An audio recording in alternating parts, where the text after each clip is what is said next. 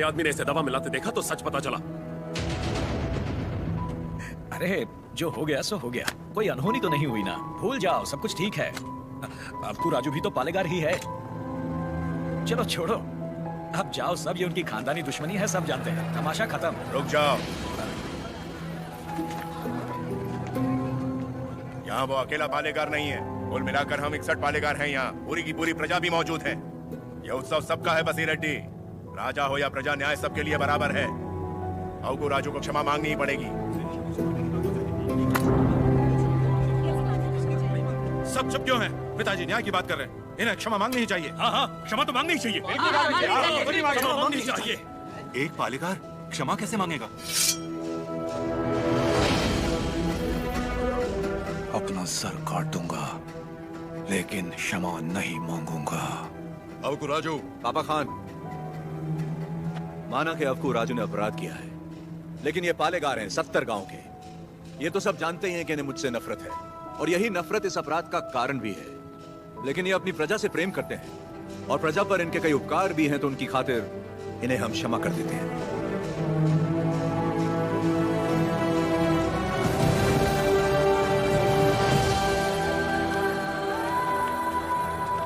नरसिम्हा रेड्डी,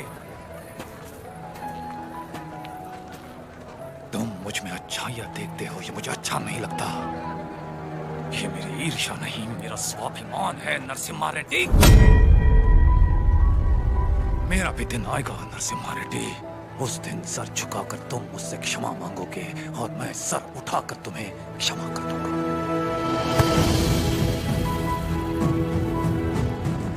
इस मिट्टी में वीरता है। ये वीरता तुम में भी है और मुझ में भी। अपनी ये वीरता दुश्मनी पर नहीं, अपने देश पर खर्च करो।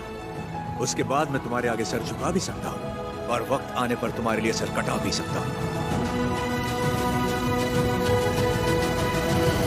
वो ये महोत्सव करवा रहा है, हम ये और बर्दाश्त नहीं करेंगे। पत्रास चिट्ठी लिख दी है मैंने, अब वो लोग देख लेंगे उसे। वहाँ खबर पहुँचाने के लिए ही तो किया। असली महोत्सव तो अब शुरू होगा।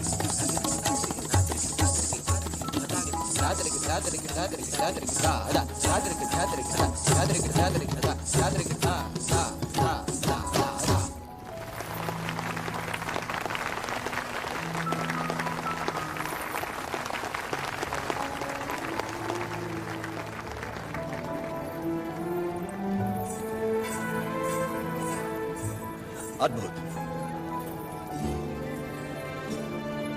हम जानते हैं। लक्ष्मी जी, लोगों के हित के लिए क्या आप अपनी कला को नए अंदाज में प्रस्तुत नहीं कर सकती?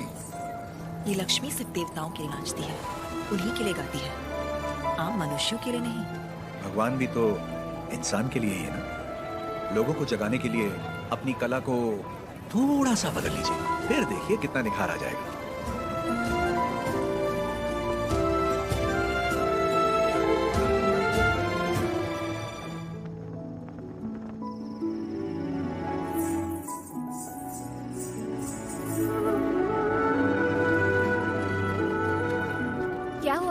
अभी भी उनके बारे में सोच रही है? पता नहीं, डरती हूँ मैं कहीं उनकी बातों में खो न जाऊं।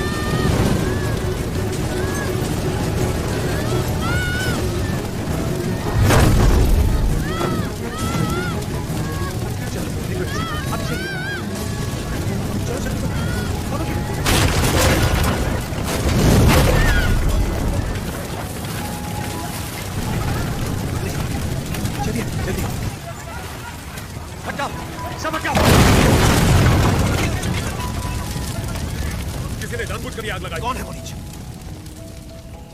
किसने किया है ये? मैंने लगाई आग।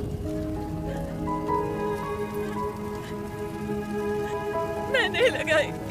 जिस घर में तुम दीप जलाती थी उसी घर को तुमने जला दिया। तो और क्या करती? कभी हम राजाओं की तरह रहते थे, अंग्रेज आए और इस भूमि को दरिद्र कर दिया। उसमें 2 साल हो गए हमें सूखे की मार सहते। किसी तरह हमने आधी अधूरी फसल उगाई, वो भी अंग्रेज लगान के तौर पर उठा ले गए। अब तक तो मैं किसी तरह बच्चों का पेट पालती रही, लेकिन अब मेरा बेटा चोरी पे उतर आया है।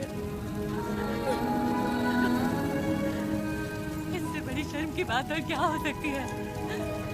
जो हाथ देने के लिए उठे थे उन्हीं को चोरी करता हुआ नहीं देख सकी मैं। मैंने सोचा अपमान के जीवन से सम्मान की मौत अच्छी है।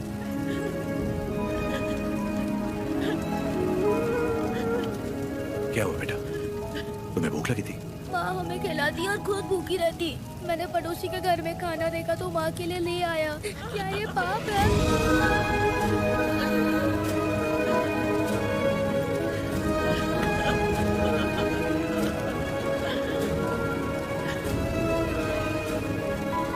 बड़े भैया, वियालावाड़ा और नौसम किले के गोदामों का अनाज बैलगाड़ियों में भर के ले आइए। आज सेरेनाडु की इस धरती पर कोई भूखा नहीं सोएगा। बांट दीजिए सब में, जैसा तुम कहो। चोरी करना पाप होता है बेटा। चोरी मतलब? जो चीज हमारी नहीं उसे हाथ लगाना चोरी है। और हमारी हो तो? तो वो हमारा हक है, उसे नहीं छोड़ना चाहिए।